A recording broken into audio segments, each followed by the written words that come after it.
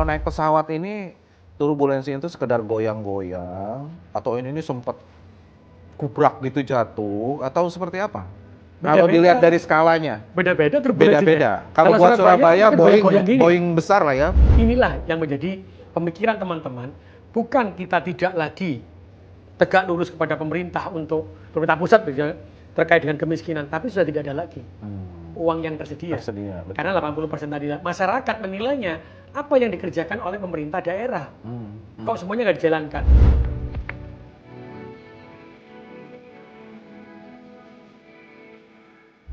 Halo Sobat Suar, selamat bergabung kembali dalam Siniar Suar. Bersama saya, kali ini ada, wah ini luar biasa terhormat, ada Bapak Eri. Beliau ini, Pak Eri Cahyadi ini Ketua Asosiasi Pemerintah Kota Seluruh Indonesia. Ada 98 kota ya Pak ya? Seluruh Indonesia kota. Kemudian beliau juga Wali Kota Surabaya. Udah 2 periode. Dan yang penting, saya rasa warga di sana biasa memanggil Pak Wali ini Cak Eri ya. Cak Eri ini sudah mengabdi untuk warga Surabaya ini hampir lebih dari 2 dekade ya Pak ya, 20 tahun. Lebih. Karena beliau sejak 2001 masuk ke birokrasi, betul. Kemudian sejak 2021 ya Pak ya, betul, menjadi wali kota di Surabaya. Nah saya rasa di kali ini kita akan mendiskusikan dengan Cak Eri, terutama terkait dengan turbulensi fiskal daerah, spesifiknya kota. Apa kabar Cak Eri? Alhamdulillah sehat Mas Uta. Tadi kapan naik pesawat Cak Eri? Kemarin malam, tapi pesawatnya nggak turbulensi. Tidak ada turbulensi. Oke. Hanya fiskalnya saja ya, ada turbulensi. Nah, Cak Eri, saya rasa di Suar ini, jurnalisme Suar, kita mencoba mengedepankan jurnalisme solusi. Dan kita dedikasikan diskusi kita ini untuk decision maker dan business leader. Yeah. Nah, sebelum kita memulai ngobrol-ngobrol, saya ingin mengajak Cak Eri untuk menyapa Sobat Suar. Jadi kalau saya sampaikan, nyalakan suar Pak Wali. Menyala kakak. Oke. Nyalakan suar Pak Wali. Menyala kakak. Menyala kakak. Oke, terima kasih Cak Eri. Cak Eri, pertama-tama tadi terkait dengan turbulensi. Ini kan ibarat kita naik pesawat ya. Turbulensi itu terjadi ketika ada perubahan atmosfer. Betul. Sehingga pesawat tiba-tiba dia bisa turun ke atas atau dia naik ke atas vertikal karena ada perubahan ekosistem cuaca. Nah, dalam konteks fiskal daerah ini, pusat untuk 2026 ini ada rencana kan menurunkan ya transfer ke daerah itu sangat besar, hampir 30%. Dari 900 sekian triliun menjadi 650, kemudian sempat dinaikkan lagi sekitar 45 triliun ya, menjadi 690 ya. Dari 900 sekian. Dari 900 sekian. Ya. Nah, sebetulnya kalau menurut Pak Wali ini atau Pak Ketua ini di Apexi, seberapa turbulensi ini? Kita lihat dulu, Mas Uta. Ada 2 biasanya. Setiap kota, setiap daerah itu ada 2 permasalahan. Yang pertama itu PAD-nya berapa persen yang dari pemerintah pusat. Ada yang 75% PAD, 25% itu dari pusat. Seperti contoh Surabaya, Jakarta, dan beberapa kota. Tapi ada juga yang 30% itu PAD, 70% itu adalah dari pemerintah pusat. Sehingga ketika ini terjadi permasalahan, maka kan berpengaruh di sini. Karena itulah kemarin disampaikan Pak Mendagri waktu itu menyampaikan akan ada perubahan begitu terkait dengan dana transfer daerah TKD. Apa yang dikurangkan? Jadi wilayah-wilayah atau kota-kota yang PAD-nya kuat, maka dia pemotongannya semakin besar. Oke. Jadi tidak sama rata. Tidak sama rata. Sehingga pada waktu itu Apexi menyampaikan tidak bisa disamaratakan karena ada yang kuat dan ada yang tidak kuat. Tidak kuat. Oke. Bahkan yang 30% tadi, di awal tahun mereka tidak bisa membayar gaji. Karena hanya ada dua pilihan. Membayar gaji, proyek tidak berjalan, untuk pembangunan jalan dan lain-lain, atau menjalankan kegiatan tapi tidak membayar gaji. Dilema. Dilema ya. Sehingga disitulah Alhamdulillah akhirnya dinyatakan dari Menteri Keuangan bahwa tidak sama pemotongannya. Dan Surabaya adalah salah satunya fiskal yang terkuat. Terkuat ya. Berapa persen? PAD-nya mungkin 75%. 75% ya. 75%, 25%-nya dari pusat. PAD kita potongannya paling gede, Mas. Hampir 800 miliar. Oke. Ya, hampir 800 miliar. Iya, iya. Tapi apa yang kami lakukan sebenarnya dengan kejadian-kejadian itu, maka kami sampaikan setiap kota itu punya kemampuan. Akhirnya pemotongan tadi itu tidak disamakan, tergantung dari kekuatan masing-masing wilayah, kota, sehingga kota itu masih bisa berjalan. Oke. Kabarnya kan ada daerah yang sampai lebih dari 80% mengandalkan transfer ke daerah. Betul. Dan kalau di rata-rata di 98 kota, Cak Eri, betul, hampir 68% mengandalkan transfer ke daerah. Dana transfer ke daerah. Betul, dari pusat kan? Dari pusat. Ya, karena itu tadi akhirnya ketika kita menyampaikan, maka ada kebijakan tidak dipukul rata pengurangannya, maka bahkan ada daerah yang nggak dikurangi. Oke. Tapi ada yang terkurangkan. Jadi saya tuh masih ingat kalau bahasanya kita itu apa ya? Bahasa yang kesannya ya memang harus berbagi.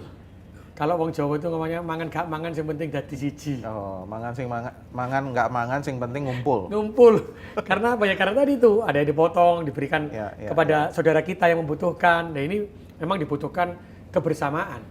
Tapi sebetulnya balik lagi, Cak. Itu turbulensinya kalau Cak Eri melihat, Pak Ketua melihat seberapa besar sih sebetulnya dengan pemotongan yang hampir 30% ini. Kalau naik pesawat ini turbulensinya itu sekedar goyang-goyang atau ini sempat gubrak gitu jatuh atau seperti apa? Kalau dilihat dari skalanya. Beda-beda turbulensinya. Beda-beda. Kalau buat Surabaya Boeing besar lah ya. Goyang-goyang ya? Goyang-goyang kalau buat Surabaya. Tapi kalau yang 80% tadi bisa jatuh begini. Anglok ya. Nah inilah yang kami di Apex itu saling menguatkan satu dengan yang lainnya. Oke. Bagaimana kita bisa menguatkan itu? Maka di Apex itu kita membuat buku. Oke. Buku yang terkait dengan bagaimana inovasi yang dilakukan daerah dengan turbulensi ini bisa bertahan. Karena apa? Karena bagaimanapun wali kota ini dipilih oleh rakyat. Dalam keadaan apapun, ia harus tetap bisa memberikan yang terbaik bagi rakyat kita masing-masing.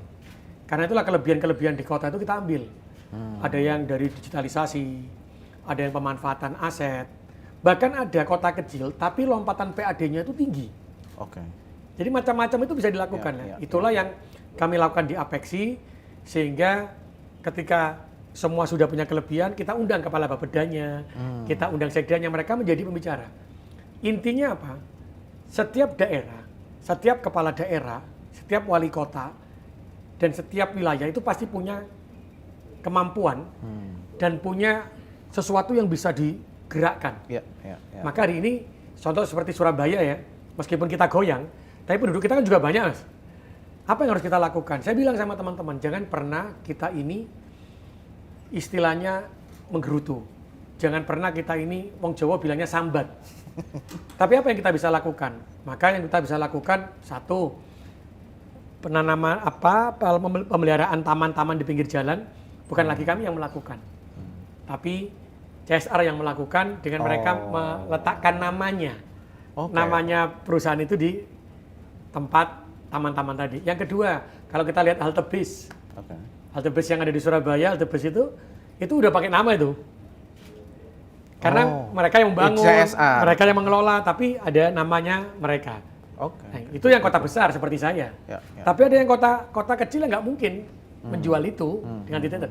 Maka dia bisa menggerakkan asetnya. Banyak hal lah yang bisa dilakukan karena setiap wilayah itu pasti punya kekayaan alam atau apapun yang bisa digerakkan oleh pimpinan daerahnya masing-masing. Nah, tapi sebetulnya eh, kota itu pernah mengalami turbulensi semacam ini nggak sih, Cak Eri? Kan artinya ya tahulah ya, dalam konteks nasional, krisis ekonomi dan yang lain-lain, kita selalu merefer ke pengalaman krisis-krisis yang sebelumnya. Sejauh mana kota siap sebetulnya, atau barangkali pernah, karena ada dikabarkan turbulensi ini penurunan transfer ke daerah ini seperti 5 tahun ke belakang ya, yang paling berat ini. Ya. Sebetulnya kota-kota pernah mengalami, karena boleh dikatakan para wali kota boleh jadi mungkin baru kali ini dia mengalami tantangan yang semacam ini. Betul, Mas Uta. Dan kita itu tahunya kan mendadak ya. Katanya wali kota mendadak dangdut gitu lah. Oh, disebutnya mendadak dangdut. Iya, karena apa? Turbulensi kan nggak mungkin ngabari, tiba-tiba anjlok ya. Cari. Jadi tiba-tiba itu ketika untuk 2026 kita diberitahunya itu di akhir tahun. Oke. Ada pemotongan sekian, Siap, pemotongan siap, sekian. Padahal kita perencanaan memberikan apa itu penyusunan anggaran itu kan kita sudah di bulan Juli. Juli, betul. Di bulan Juli. Masuknya Mei, perencanaannya udah masuk. Dengan asumsi bahwa kita ada transfer daerah. Kan dimasukkan nih. Tiba-tiba di ke DPRD. ujung. Tiba-tiba adalah pemotongan. Info terakhir. Berarti perencanaan yang kita buat secara otomatis akan mempengaruhi RPJMD kita. Betul, betul. Padahal RPJMD dibuat itu juga berhubungan dengan RPJM nasional. Ya, ya, ya. Visi misi presiden, visi misi ini kan akhirnya berubah semua. Nah, ketika perubahan inilah yang membuat teman-teman, apakah kami bisa menyampaikan, apakah kami bisa mencapai tujuan, apakah kami bisa mencapai finish RPJMD kami yang menunjang Ya. RPJM nasional. Jangan sampai pemikiran kami ketika kami ini sudah membuat perencanaan, contoh nih Mas Uta, saya berpikir ada pemasukan, ini contoh kota kecil nih, uang transfernya 80%. Sudah merencanakan, oh diberikan untuk masyarakat berobat gratis. Setelah itu membangun infrastruktur jalan, menyambungkan 2 RW, dua kelurahan mungkin. Setelah itu pendidikan gratis. Tiba-tiba dengan pemotongan ini, maka uangnya berkurang ini. Maka kan ada 2 pilihan. Dan berkurangnya banyak ya? Ya, ada 2 pilihan. Yang untuk kemiskinan dia pertahankan, menghilangkan infrastruktur. Atau janjinya terkait infrastruktur menghilangkan yang untuk gratis. Maka salah satu pasti akan terkorbankan. Inilah yang menjadi pemikiran teman-teman. Bukan kita tidak lagi tegak lurus kepada pemerintah pusat misalnya, terkait dengan kemiskinan, tapi sudah tidak ada lagi uang yang tersedia. Betul. Karena 80% tadi masyarakat menilainya apa yang dikerjakan oleh pemerintah daerah.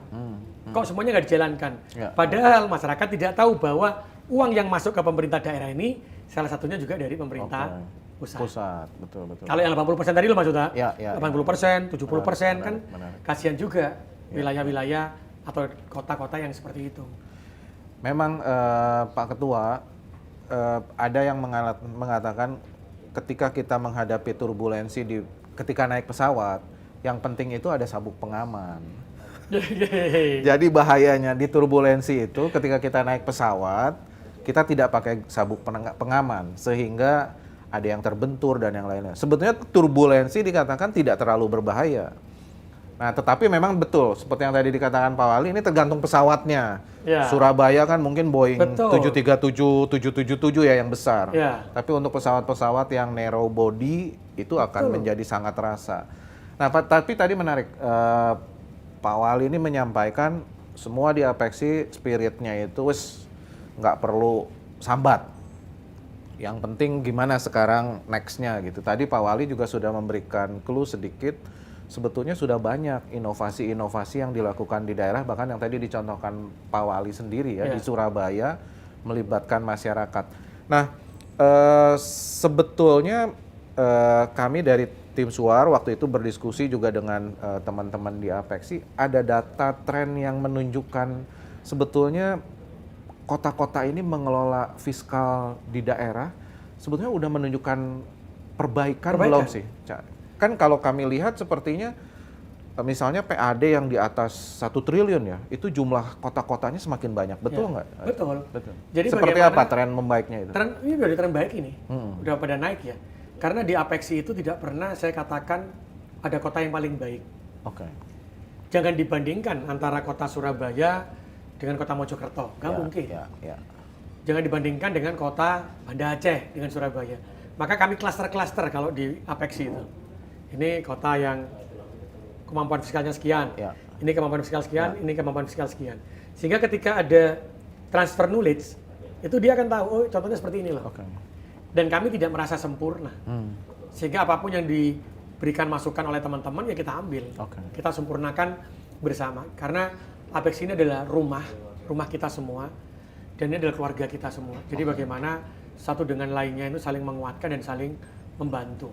Tapi dalam keadaan normal ya, maksudnya. Ya. Maksudnya dalam keadaan normal begini, kita baru saja diuji oleh Tuhan nih, dengan kejadian Sumatera. Bencana ya. Bencana. Betul. Kekuatan teman-teman pada waktu itu sudah mulai semangat nih.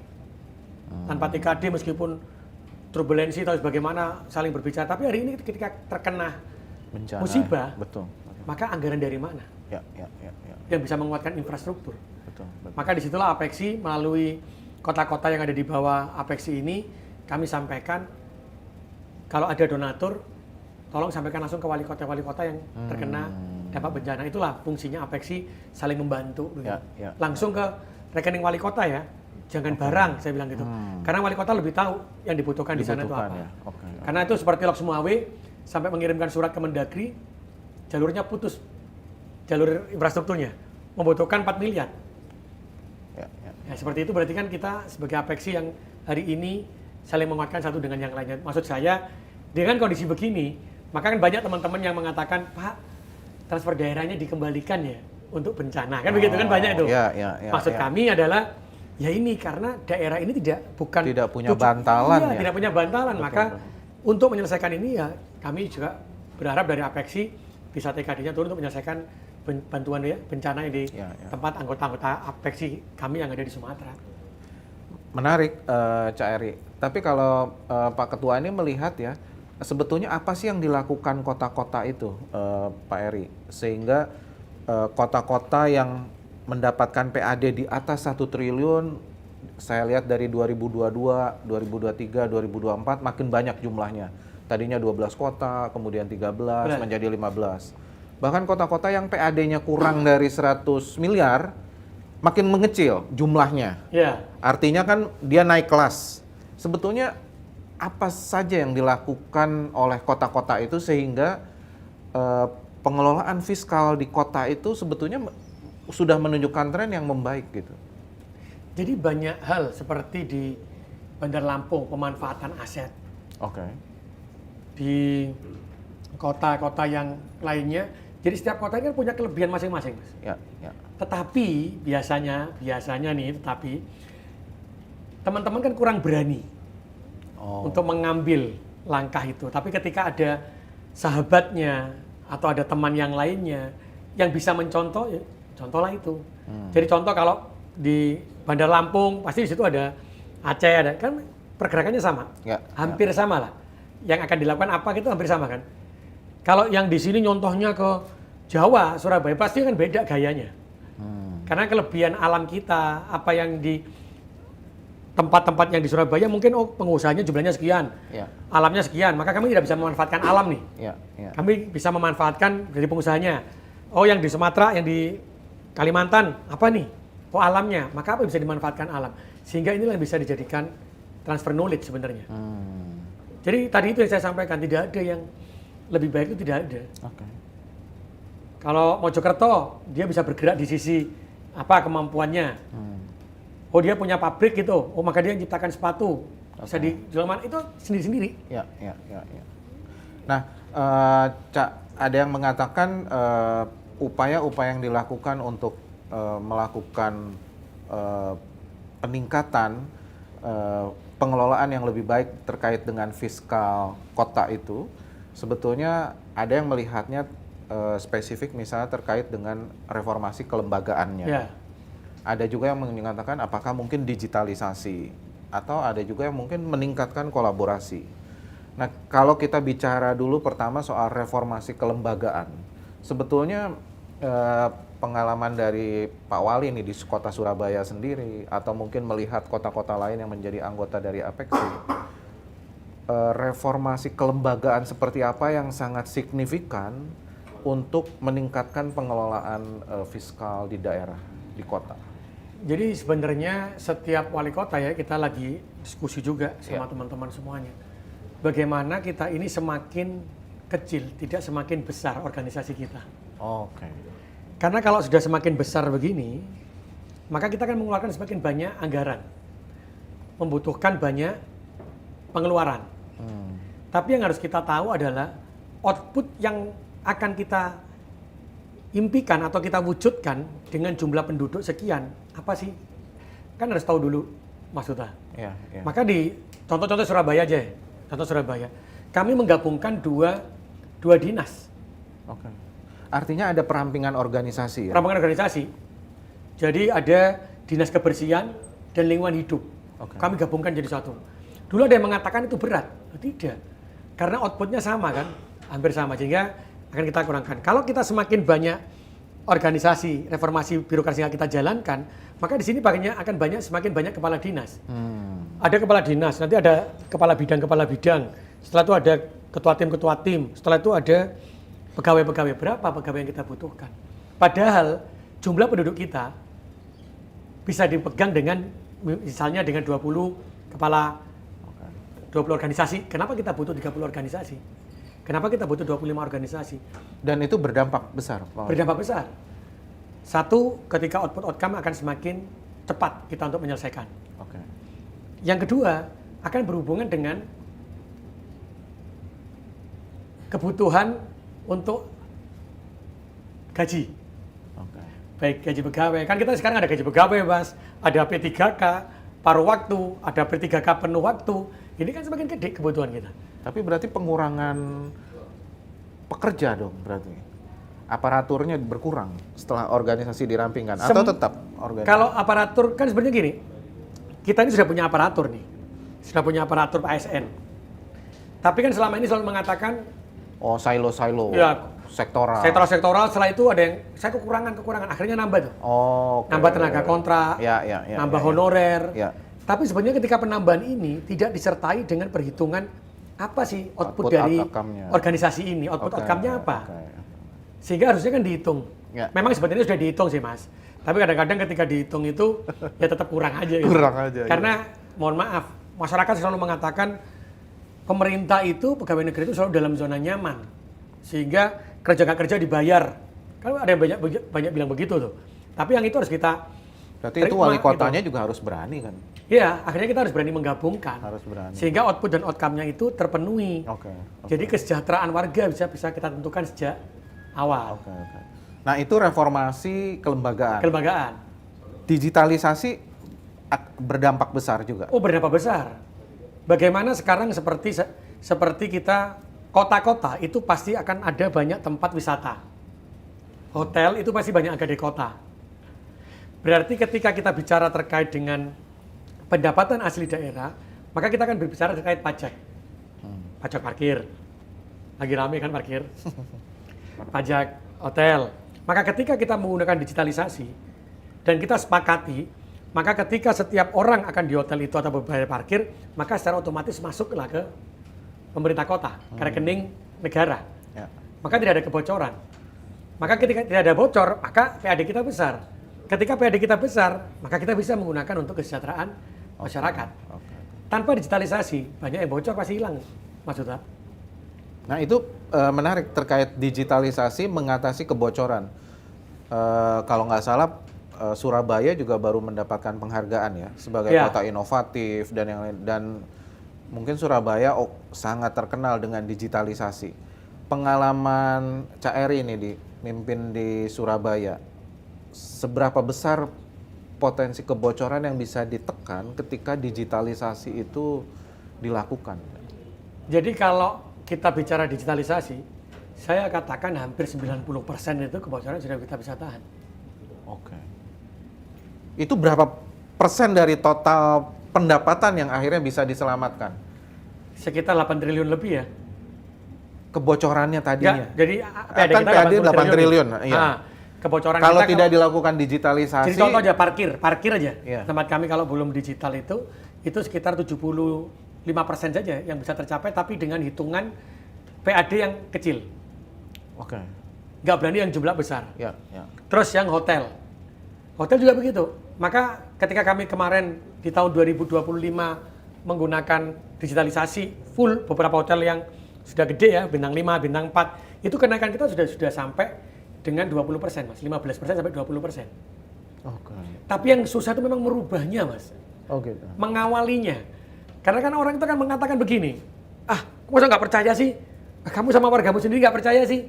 Nah itulah yang harus kita bagaimana ya menyampaikan kepada seseorang, uang ini bukan untuk pemerintah, tapi uang ini kita berikan Kembali, ya. anak mau sekolah gratis, setelah itu ada kesehatan gratis, itu kan uangnya dari sini. Ya. Maka Surabaya tidak bisa dibangun sendiri tanpa kolaborasi tadi kan. Ya, oke. Ada reformasi birokrasi, ada digitalisasi, ada ya, kolaborasi. Dan kolaborasi itu adalah orang-orang yang mampu, yang tidak pernah kita ganggu, tapi kewajiban kamu tolong sampaikan kepada pemerintah untuk apa? Untuk menyelesaikan permasalahan di kota kita. Menarik. Sebelum kolaborasi, tadi saya masih ingin mengeksplor digitalisasi Ya. tadi, Pak Eri. Itu mungkin tidak dilakukan oleh kota-kota yang tidak seraksasa seperti Surabaya, kota-kota kecil yang sekarang ini masih mengandalkan transfer ke daerahnya mungkin sangat besar ya. Digitalisasi itu bisa tidak dilakukan oleh kota-kota dalam skala yang kecil atau hanya bisa dilakukan untuk kota-kota menengah dan besar? Kita lihat apa yang akan menaikkan PAD. Contoh kalau kita seperti parkir atau pajak, kita mau lihat nih, pakai kartu tol itu di mana aja bisa kan? Iya. Berarti kalau kita itu pakai e-tol untuk pembayaran parkir dimanapun bisa dia. Oke. Berarti bisa diterapkan di kota besar maupun kota Dan artinya kecil. kota-kota kecil juga tidak perlu bangun sistem lagi, bisa gunakan yang sudah ada di kota-kota itu ya? Ini yang kita sampaikan ke teman-teman di Apexi. Jadi setiap tempat, setiap kota itu memiliki kelebihannya masing-masing. Oke. Sehingga kita gabungkan jadi satu. Setelah itu siapa yang mau ambil silakan pakai. Oke. Itu akan di sekretariat Apexi bunyi begitu. Oh ada yang seperti ini, Lampung mau diambil oleh Lampung, oleh Loksmawe, ambil. Kalau sudah cocok silakan. Karena kami sadar betul di Apexi ini, setiap apapun yang dibangun oleh kota itu menggunakan uang negara, Mas. Betul. Meskipun itu uang APBD kami sendiri-sendiri Iya. tapi kan tetap uang negara. Ngumpulnya uang negara. Uang betul. negara. Terus kenapa kalau sahabat kita, saudara kita yang di tempat lain mau menggunakan harus membuat sendiri? Artinya kota yang sudah sukses harusnya tinggal ditiru saja oleh kota yang tinggal ambil lain. juga ya. sekalian aplikasinya. Ambil aplikasinya. Nanti dikembangin betul. oleh mereka, kekurangannya Tinggal apa, disesuaikan. sesuaikan kondisinya masing-masing ya. Oke. Itu yang kita sampaikan di Apexi. Jadi setiap Apexi kan selalu begitu. Ya. Kita ingin merobohkan lah, karena antar kota ini sebenarnya bukan persaingan, tapi harusnya saling menguatkan. Oke. Wah, mantap betul ini. Nah, sekarang kolaborasi, Pak Eri. Seberapa powerful kekuatan kolaborasi ini untuk menghadapi turbulensi? 100% full. Kalau 100%. seandainya lebih dari 100 itu ada 1000% mungkin ya. 1000% ya. Justru dibandingkan yang tadi tuh ini kolaborasi justru yang paling Lebih kuat. Lebih kuat ya. Kenapa? Mas, saya aja ketika kota Surabaya ini kuat, turbulensi mau goyang-goyang begini, kami juga kekurangan. Angka 760 miliar itu bukan angka sedikit. Berarti berapa proyek kami yang harus hilang? Oh, jadi berkurangnya Surabaya nih 760 Oh miliar. iya. Oke. Iya, 760 miliar, udah gede tuh. Ketika itu berarti berapa proyek kami yang hilang, berapa pendidikan kami yang hilang. Tetapi kami mengatakan, sejak awal, sejak saya menjadi wali kota, samalah dengan wali kota lainnya, Surabaya bukan dibangun oleh satu orang. Kenapa Indonesia bisa merdeka dan Surabaya ada 10 November, kita bisa menewaskan Malabi, bukan karena pemerintahnya, tapi karena rakyatnya ikut berperang dan memerdekakan Indonesia dan Surabaya. Mantap. Akhirnya apa? Turun semua. Sejak saya pertama kali jadi wali kota. Maka di Surabaya itu banyak pengusaha yang menjadi orang tua asuh. Jadi anak-anak yang tidak mampu. Sehingga kami tidak menggunakan uang APBD. Kedua, ketika kami mengatakan seluruh puskesmas harus ada dokter objin. dari mana kami dapat dokter objin? Maka perguruan tinggi yang ada di Surabaya meletakkan dokter objinnya yang udah kesehatan di puskesmas tanpa biaya. Ketiga, ketika kami menggerakkan kembali bagaimana gerakan pemuda, maka kami menggerakkan Karang Taruna dan perguruan tinggi. Maka ada SKS nilai kuliah itu, anak-anak kuliah terkait pendampingan stunting, pendampingan orang miskin itu anak kuliah semua, Mas. Tapi mereka mendapatkan nilai SKS. Ini semua setelah kena turbulensi ini? Sebelum. Oh, sebelum. Makanya ketika kena turbulensi, lebih kita tetap bertahan karena sejak awal kami sudah berjalan begitu. Udah punya sabuk pengaman ya, tadi. Kenapa saya sampaikan wali kota ini tidak bisa berjalan sendiri. Karena dia butuh kolaborasi dan itu terjadi di Surabaya. Contoh kemarin ada salah satu kampus di Surabaya mendapatkan bantuan dari Australia. Dia sama uangnya juga nih, Mas. Uangnya ditaruh di masyarakat, di tempat kami di Kecamatan Wonocolo, dikembangkan pengembangan ikan nila. Atasnya hidroponik. Jadi kotoran ikan nila ditaruh hidroponik. Dan ternyata setelah hasilnya itu luar biasa, maka ini bisa dijual ke Hoki, tempat yang gede tuh, di Surabaya yang terkenal, untuk jual sayur Hoki itu. Itu bukan pakai uang APBD itu. Pakai uangnya kampus untuk pemberdayaan masyarakat. Berarti maksud saya apa? Ketika pemerintah ini bisa menggerakkan kampus-kampus yang ada di sekitar pemerintahannya, maka dia selesai permasalahan-permasalahan. Karena kampus itu tempatnya orang pinter-pinter tuh, Mas. Ya. Betul. Kami juga bersama nih menggerakkan dengan media untuk menjadi pendamping-pendamping. Jadi apa yang kita lakukan, semuanya kita lakukan. Jadi kolaborasi inilah menjadi kolaborasi yang utuh. Tapi kelihatannya kan mudah ya, Cak. Tapi prakteknya kan susah itu. Mengajak banyak pihak untuk melakukan sesuatu yang menjadi tujuan bersama lah. Ya. Itu kan kelihatannya mudah gitu ya, tapi pada prakteknya kan tidak mudah, sulit. Itu kira-kira kendalanya biasanya Tapi saya apa? Kalau yakin Apeksi, teman-teman di bawahnya Apeksi bisa lah. Oh gitu, bisa. Karena satu, teman-teman tidak ada yang mengatakan itu keberhasilan saya. Oke. Teman-teman Apeksi ya. Terutama saya kalau di Surabaya, saya selalu mengatakan ketika ada yang berhasil, saya pasti menyampaikan terima kasih kepada si A, si B, si C. Dan selalu saya katakan Surabaya nggak perlu wali kota. Karena wali kota itu adalah warga sejatinya yang saling mau menolong. Tapi wali kota itu sebagai apa? Dirijennya orkestra untuk menyamakan. Dan itu selalu saya ulang-ulang, Mas. Mulai periode pertama saya, akhirnya terbentuklah karakter itu. Yang kedua, bagaimana mengajak mereka mau? Kita mencontohkan diri kita sendiri. Kalau kita ini tidak pernah mau meminta tolong dan mengatakan dengan data sejujurnya tempat kita ini kondisinya seperti apa, maka mereka mengatakan tidak tahu. Bahkan di Surabaya dulu, kalau membantu itu keluar Surabaya, Mas. Tapi ketika saya jadi wali kota, saya tunjukkan, ini loh orang Surabaya yang miskin, ini yang butuh. Akhirnya mereka loh, di Surabaya itu masih ada yang butuh ya. Karena wali kota biasanya itu takut. Kalau ada yang negatif, nanti dia dipikir tidak berhasil. Tapi saya yakin yang wali kota sekarang yang di bawahnya Apeksi tidak begitu. Karena kepentingan rakyat jauh lebih penting daripada kepentingan kami pribadi. Dan itu dari dasar itulah bisa jalan. Dan ini sebenarnya saya mulai sebelum saya jadi wali kota. Waktu dulu ada wali kota zaman Bu Risma, saya itu kepala Dinas Cipta Karya. Saya kumpulkan namanya pengusaha di Surabaya.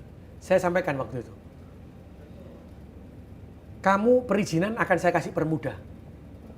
Tidak pernah ada yang mengganggu, kamu kasih mudah, tapi saya nyuwun tolong dibangunkan, Surabaya dibantu untuk pembangunan infrastruktur. Pengusaha properti dan semuanya yang urusannya dengan Cipta Karya itu kumpul, Mas.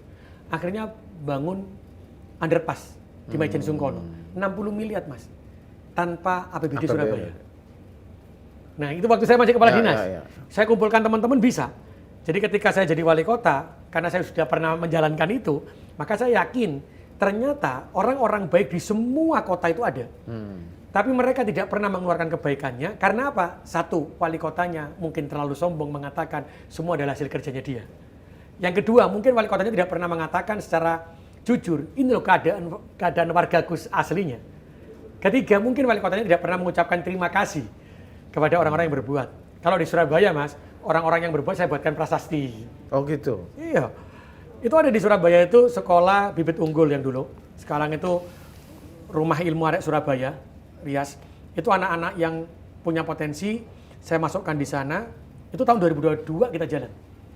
Dia nginep di sana, sekolah di sana, diantar bis kalau berangkat sekolah, itu habisnya sekitar 40 miliar. Ini full dari non APBD. Jadi nama-nama orang yang bantu saya kasih prasasti. Jadi kami kalau ada sekolah rakyat, kami udah jalan di 2023 meskipun belum utuh semuanya ya. Dan itu hasil bukan dari pemerintah, tapi dari kekuatan-kekuatan orang yang ingin membantu. Maka saya selalu sampaikan, ya sebenarnya wali kota ya orang-orang ini. Kalau kita kan dirijen aja untuk orkestranya digabungkan kan gitu. Memang tidak mudah menjadi dirijen ya, dirijen itu.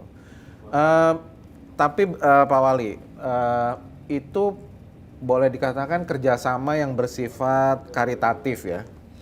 Kan untuk menjamin sustainability itu keberlanjutan akan sangat ideal ketika kolaborasi itu dilakukan juga memang ada terkait dengan keberlangsungan finansialnya. Kerjasama misalnya G2G, government, kota dengan kabupaten, kota dengan provinsi, kota dengan pusat, atau government dengan bisnis, BUMN, swasta, sehingga dia bisa berkesinambungan untuk menguatkan fiskal di kota. Kalau terkait dengan kolaborasi semacam itu, sebetulnya seberapa besar peluang kerjasama ya antara G2B atau G2G, government pusat dengan provinsi, dengan kota, itu sebetulnya seperti apa kolaborasi terkait itu? Kalau di Apex sudah jalan ya? Sudah jalan semua? Sudah jalan, tapi seperti ini. Saya butuh telur di Surabaya. Saya hitung tuh, kebutuhan telur sehari itu berapa ton. Untuk telur seluruh kota Surabaya. Maka saya tanya data dari hotel, dari rumah makan, dari warung, semuanya saya data. Saya tahu satu hari berapa ton, umumnya berapa ton, 1 tahun berapa ton, 1 bulan berapa ton. Maka saya punya MOU dengan Kota Blitar untuk mengambil telur. Ketika kami sayur, itu kami ambilnya di Mojokerto. Ini yang ingin kami sampaikan nanti ke depan ini. Saya tuh berharapnya sebenarnya teman-teman Apexi Wali Kota ini dengan kondisi ini harus tahu neraca komoditi. Di 98 kota harus tahu neraca komoditi. Ini lagi saya siapkan. Kan Wali Kota terus tahu neraca komoditinya. Saya butuh beras berapa, saya butuh bawang merah berapa, saya butuh daging berapa. Itu semua 98 kota tahu. Nanti setelah itu, kita bisa tahu siapa penghasil ini, siapa penghasil ini. Siapa yang surplus, siapa yang defisit. Nanti disitulah akan disuplai. Setahu saya, Balikpapan itu kalau bicara dengan saya, kebutuhan daging di Balikpapan itu tinggi. Maka saya tanya, disuplai dari mana Balikpapannya? Nah berarti kan bisa disuplai dari teman-teman kita yang kotanya, penghasilnya. Atau mungkin bisa disuplai dari kabupaten.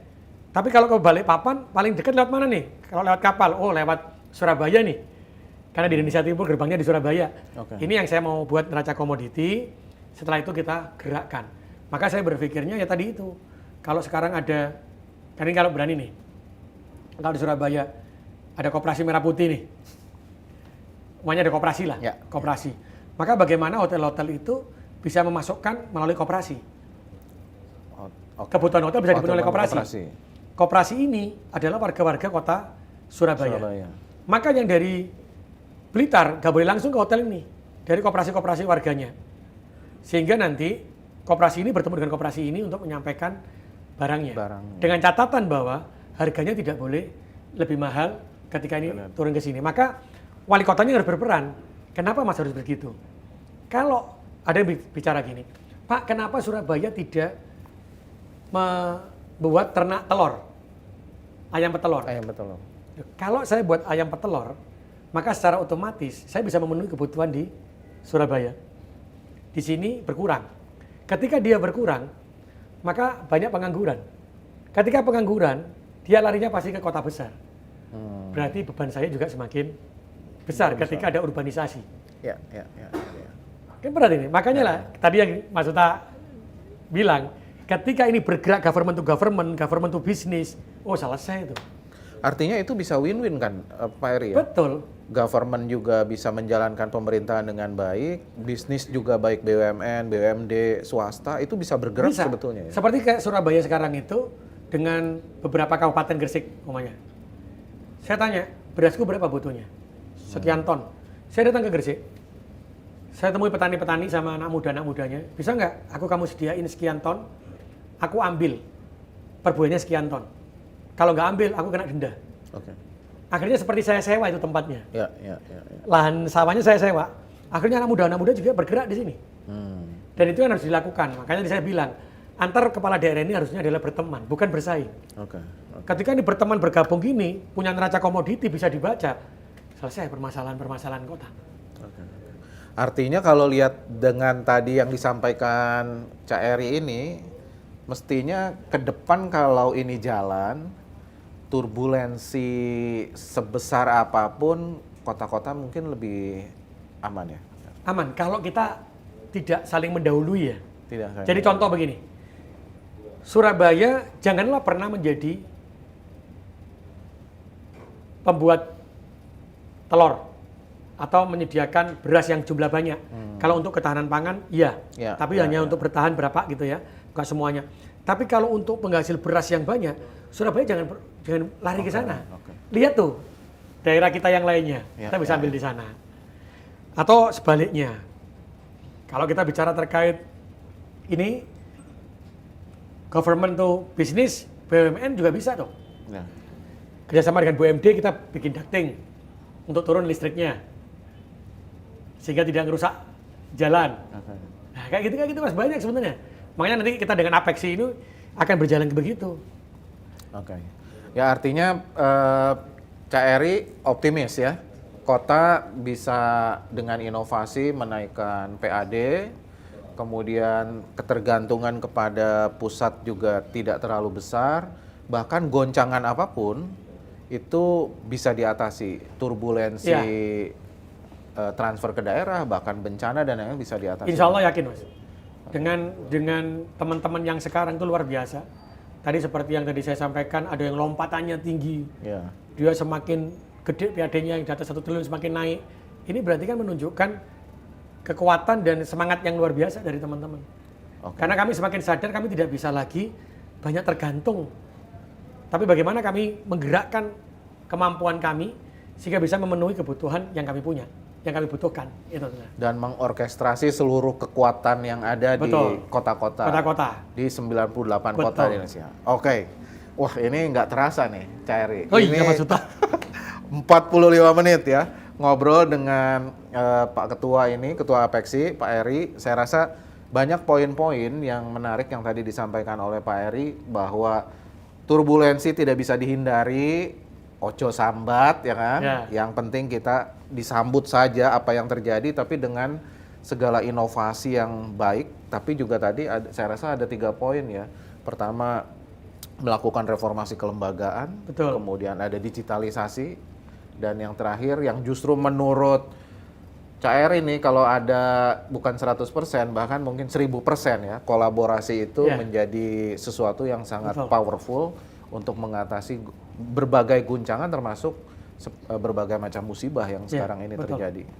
Oke, Cak Eri terima kasih waktunya. Dan terakhir sebelum menutup, kita berikan salam untuk Sobat Suar. Nyalakan suar Pak Wali. Menyala kakak. Menyala kakak. Oke, terima kasih.